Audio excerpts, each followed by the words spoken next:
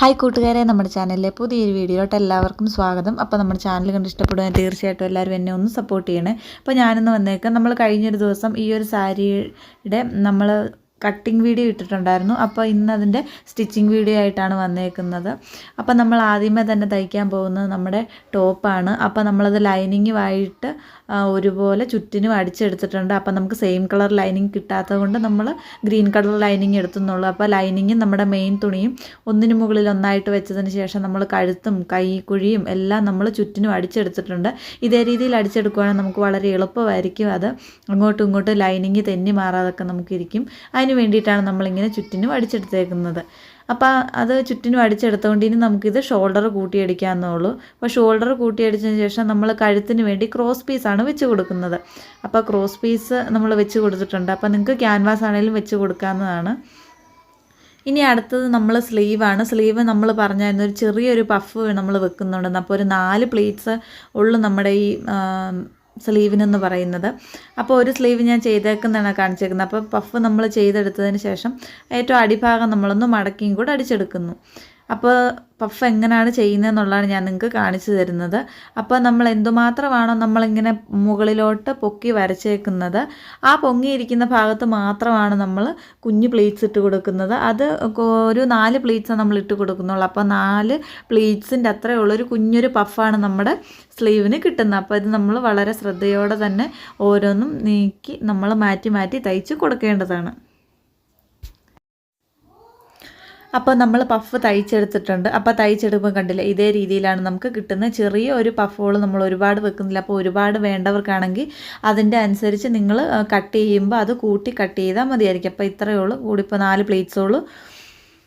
അപ്പോൾ ഇതാണ് നമ്മൾ സ്ലീവിന് നമ്മൾ ലൈനിങ് വെച്ചിട്ടുണ്ട്. അതായത് നമ്മൾ അല്ലെങ്കിൽ ടോപ്പിൻ്റെ പാർട്ടിൽ നമ്മൾ തുടക്കത്തിൽ കാണിച്ചതുപോലെ തന്നെ നമ്മൾ സ്ലീവുമായിട്ട് ലൈനിങ് ഒരുപോലെ വെച്ച് കൊടുത്തതിന് ശേഷം അതും ചുറ്റിനും അടിച്ചെടുത്തതിന് ശേഷമാണ് നമ്മൾ ആ ചെറിയ പഫ് ഇട്ട് കൊടുക്കുന്നത്.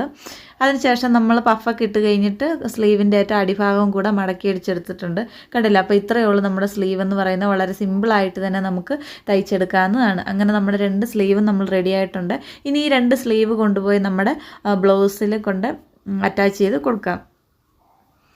അപ്പം നമ്മൾ കഴുത്തൊക്കെ ചെയ്തെടുത്തിട്ടുണ്ടായിരുന്നു. അപ്പോൾ ഇനി നമുക്ക് സ്ലീവും കൂടെ അറ്റാച്ച് ചെയ്ത് കൊടുക്കാം. അങ്ങനെ നമ്മൾ സ്ലീവും കൂടെ അറ്റാച്ച് ചെയ്ത് കൊടുക്കുമ്പോൾ ഇതേ രീതിയിലാണ് നമ്മുടെ ബ്ലൗസ് ഇരിക്കുന്നത്. ഇനി നമുക്ക് നമ്മുടെ ചെസ്റ്റിൻ്റെയും അതുപോലെ തന്നെ വേസ്റ്റിൻ്റെ അവിടുത്തെ വണ്ണം എത്രയാണെന്ന് നോക്കിയതിന് ശേഷം നമുക്കത് കൂട്ടിയടിച്ചെടുക്കാവുന്നതാണ്. അപ്പോൾ കൂട്ടിയടിച്ചെടുക്കുമ്പോൾ ശ്രദ്ധിക്കേണ്ട കാര്യം, നമ്മുടെ ഈ ബ്ലൗസിന് നമ്മളൊരു ചെറിയൊരു സ്ലിറ്റ് ഇടുന്നുണ്ട്. അപ്പോൾ അത് നമ്മൾ താഴേന്ന് മുകളിലോട്ടൊരു 3 ഇഞ്ച് ഇറക്കത്തിലാണ് നമ്മൾ സ്ലിറ്റ് ഇട്ട് കൊടുക്കുന്നത്. കണ്ടില്ലേ? അപ്പോൾ നിങ്ങൾ ശ്രദ്ധിക്കണം. അപ്പോൾ ഞാനിത് അടിച്ചേക്കുന്നത് ഈ ഒരു ഷേപ്പിലാണ്. അപ്പോൾ നിങ്ങൾ അടിക്കുമ്പോൾ ഈ ഒരു ഷേപ്പിലല്ല, കറക്റ്റ് നമ്മുടെ ഷേപ്പ് എത്രയാണോ ആ രീതിയിൽ നമ്മൾ അടിച്ചു കൊടുത്തതിന് ശേഷം വേണം നമ്മൾ അടിയിൽ കെട്ടിട്ട് കൊടുക്കാൻ. അതിനുശേഷം നമ്മൾ സാധാരണ ചുരിദാറിനൊക്കെ എങ്ങനെയാണോ സ്ലിറ്റ് ഇടുന്നത് അതേ രീതിയിൽ തന്നെ ഈ ബ്ലൗസിൻ്റെ അടിഭാഗത്ത് നമ്മൾ സ്ലിറ്റ് ഇട്ട് കൊടുക്കുകയാണ് ചെയ്യുന്നത്. അപ്പോൾ നിങ്ങൾ കറക്റ്റ് ഷേപ്പിന് തന്നെ വളച്ചടിച്ച് കൊടുക്കണം. അതാണ് ഞാൻ നിങ്ങൾക്ക് ഇവിടെ പറഞ്ഞു തരുന്നത്. അതിനുശേഷം നമുക്കത് സ്ലിറ്റ് ഇട്ട് കൊടുക്കാമെന്നാണ്. അപ്പോൾ നമ്മൾ ഷേപ്പിനൊക്കെ അടിച്ചെടുത്തിട്ടുണ്ട്.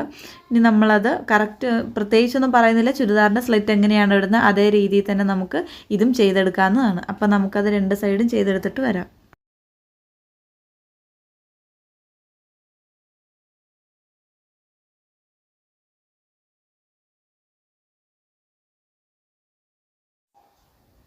അങ്ങനെ നമ്മൾ 2 സൈഡിലും ചെയ്തെടുത്തിട്ടുണ്ട്. അപ്പോൾ സ്ലിറ്റ് വളരെ പെർഫെക്റ്റ് ആയിട്ട് തന്നെ നമുക്ക് കിട്ടിയിട്ടുണ്ട്.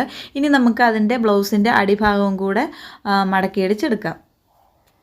അപ്പോൾ അതും കൂടെ മടക്കി അടിച്ചിട്ടുണ്ടെങ്കിൽ നമ്മുടെ ബ്ലൗസിൻ്റെ പാർട്ട് എന്ന് പറയുന്നത് കംപ്ലീറ്റ് ആയിട്ടുണ്ട്. അപ്പോൾ വളരെ സിമ്പിളായിട്ട് തന്നെ, പ്രത്യേകിച്ച് ഒരു പാടുമില്ല നമുക്ക് ഈ രീതിയിലുള്ള ബ്ലൗസ് തയ്ക്കാനായിട്ട്.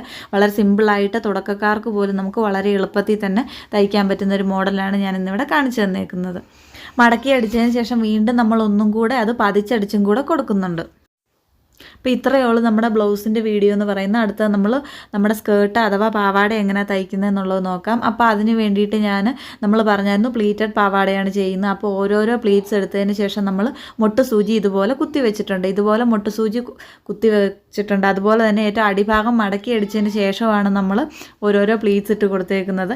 അപ്പോൾ ഇതേ രീതിയിൽ നമ്മൾ ചെയ്തതിന് ശേഷം ഒന്ന് തേച്ചും കൂടെ എടുക്കണം. അപ്പോൾ തേച്ചും കൂടെ എടുക്കുമ്പോൾ നിങ്ങൾക്ക് വളരെ എളുപ്പമായിരിക്കും. അതിന് ശേഷം അതിൻ്റെ മുകൾ ഭാഗത്തു കൂടെ നമ്മളൊന്ന് അടിച്ചു കൊടുക്കണം.